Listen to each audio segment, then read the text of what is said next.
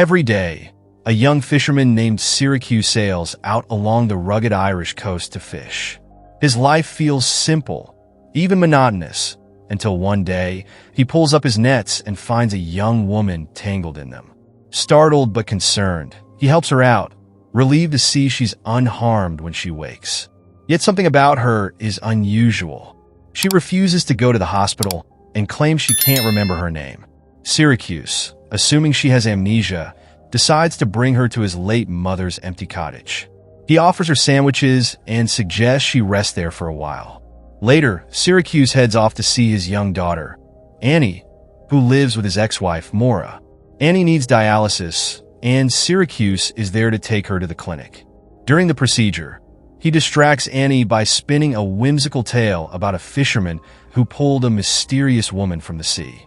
Annie, curious, tells him about selkies, mythical creatures from Irish lore who live in the ocean but sometimes come ashore. She learned about them in school, and the idea captures Syracuse's imagination. Afterward, he brings Annie home, where her mother, Maura, eagerly shows off a new electric wheelchair she got for her daughter. Annie is thrilled, but Maura quickly turns critical, scolding Syracuse for not discussing a potential kidney transplant with the doctor. Syracuse, quietly frustrated, leaves to return to the cottage.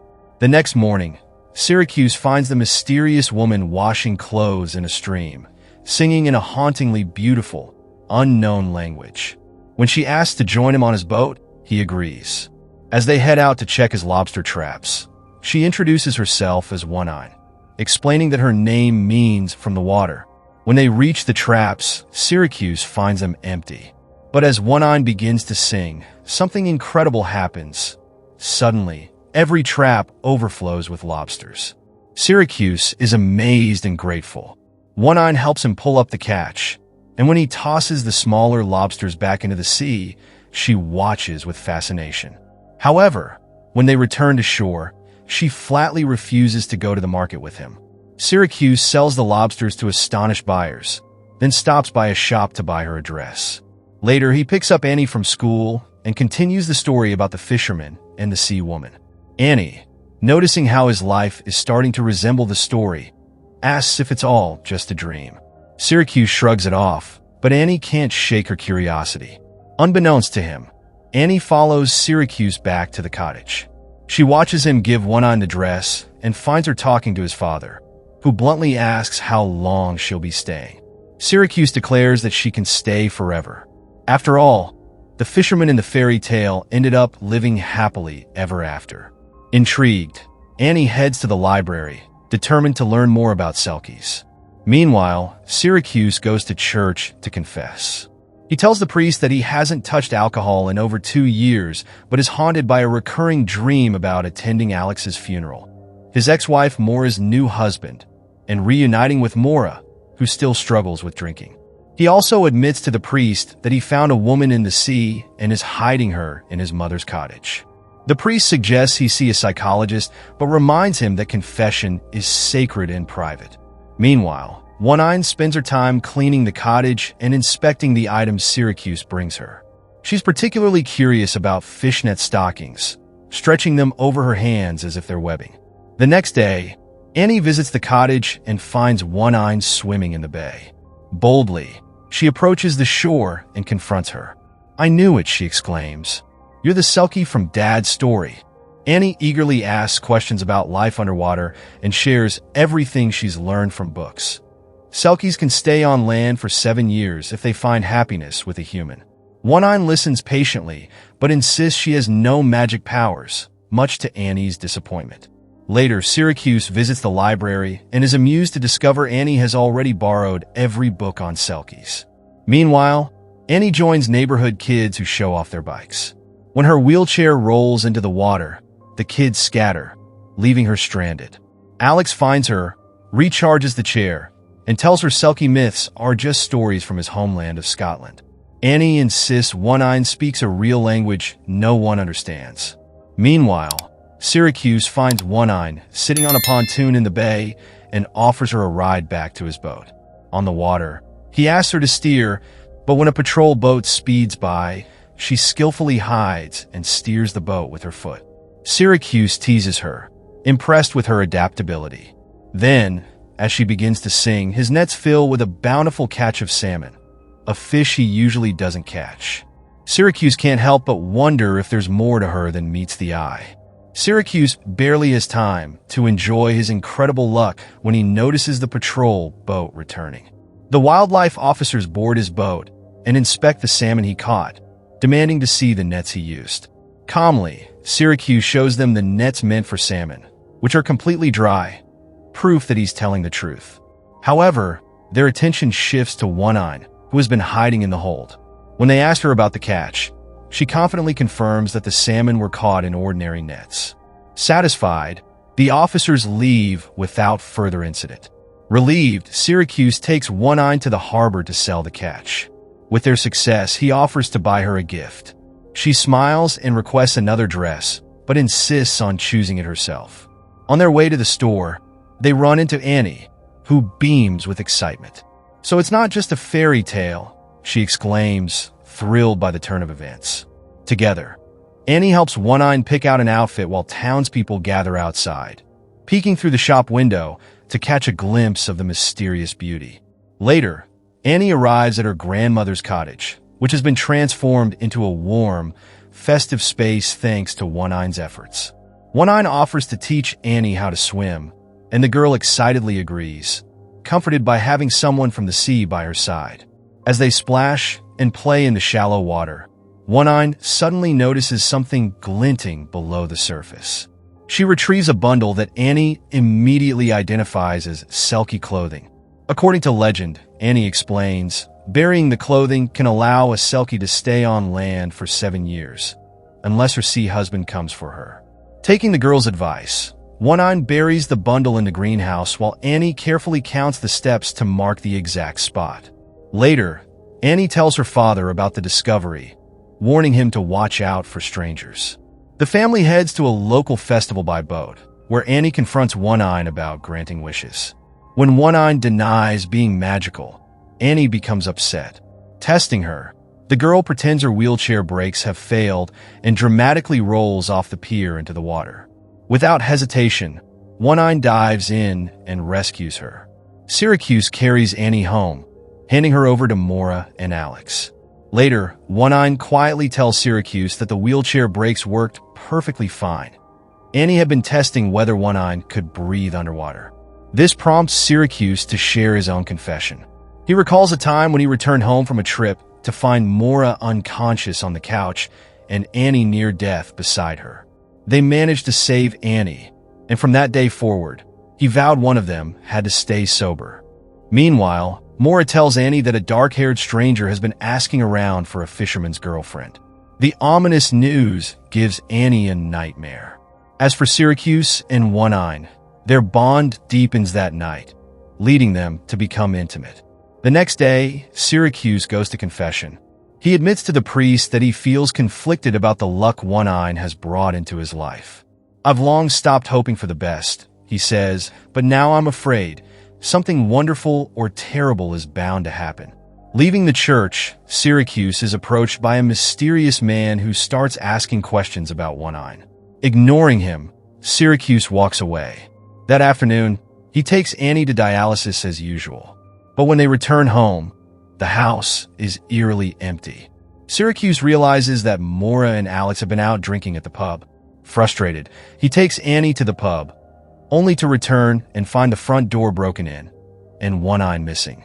Panicked, Syracuse searches the shoreline and eventually finds her hiding, terrified. She tells him that her sea husband is here to take her back. To protect her, Syracuse leads One-Eye to a secret cave behind a waterfall. When he asks if she has any wishes, she responds that her only wish is for Annie to get well. Touched, Syracuse wishes for One-Eye to be able to stay with them. Meanwhile, the dark-haired stranger is driving through town and collides with Mora's car. Mora, intoxicated and recklessly riding Annie's wheelchair, loses control. Alex is thrown through the windshield, and Annie, although buckled up, sustains injuries. Syracuse and One-Eye, passing by, recognize the wreck. Syracuse screams in horror as medics load Annie onto a stretcher. At the hospital, They learn Annie is undergoing an emergency kidney transplant. Miraculously, Alex is a compatible donor. While waiting, Ondine encounters the mysterious stranger in the hallway. He questions why she speaks their language, reminding her that neither of them belongs in this world. Ondine firmly tells him to return to the sea without her.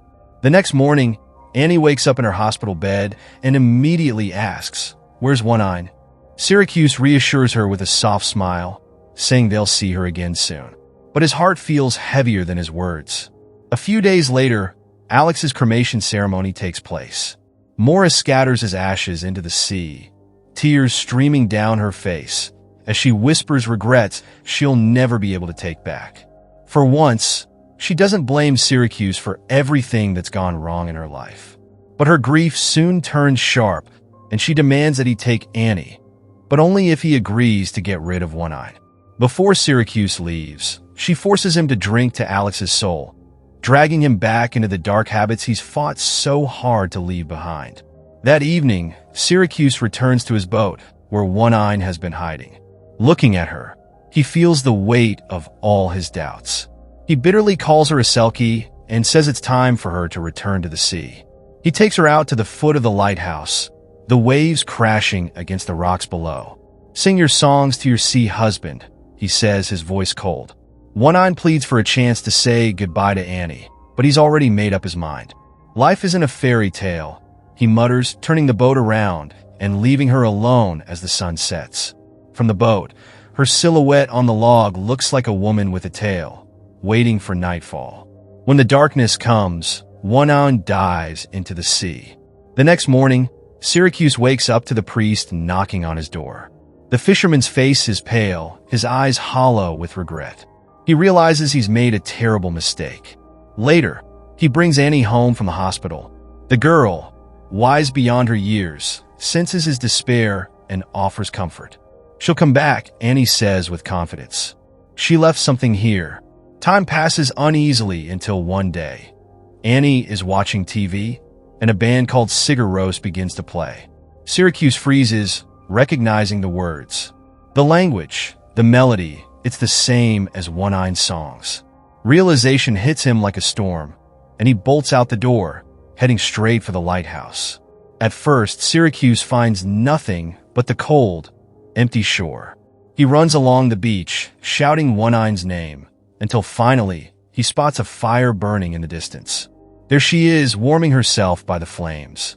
Relief washes over him as he approaches, but his heart sinks when she speaks. "I'm a sea creature," she says softly. "I found my magical clothes and buried them, so I could stay with the family I love." Syracuse shakes his head, sensing there's more to the story. "Tell me the truth," he demands. After a long pause, Ondine finally admits the truth. Her real name is Oona, and she's no selkie. She was a courier transporting illegal substances from Romania. When the authorities closed in on their boat, her guard panicked and threw her into the sea, knowing she couldn't swim. She swam until exhaustion pulled her under, and that's when Syracuse's net saved her.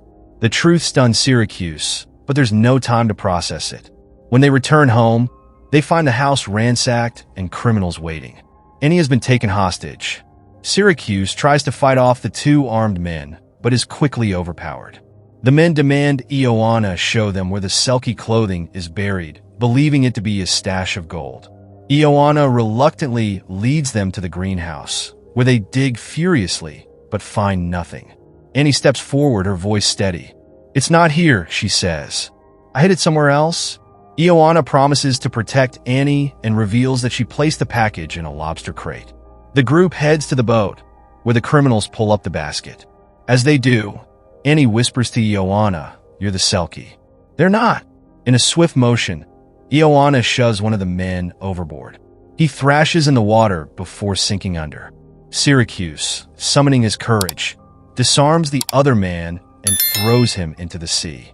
Police arrive moments later, arresting the surviving criminal and taking Oona into custody. She faces deportation unless she can gain citizenship or get married. Later, Annie goes to confession, telling the priest with a sly smile, "My dad's getting married soon." She wasn't a real selkie, But you can't marry a seal, can you? In the final scene, Syracuse and Oona, now wearing a white dress, sail off together on his boat for their honeymoon. As the sun sets over the water, their story feels like the fairy tale they never thought they'd live. The story of a fisherman and his selkie finding happiness together. And that's where the movie ends. Did you enjoy the recap? Please like and subscribe, and hit the notification bell to be updated next time we drop. Thanks for watching.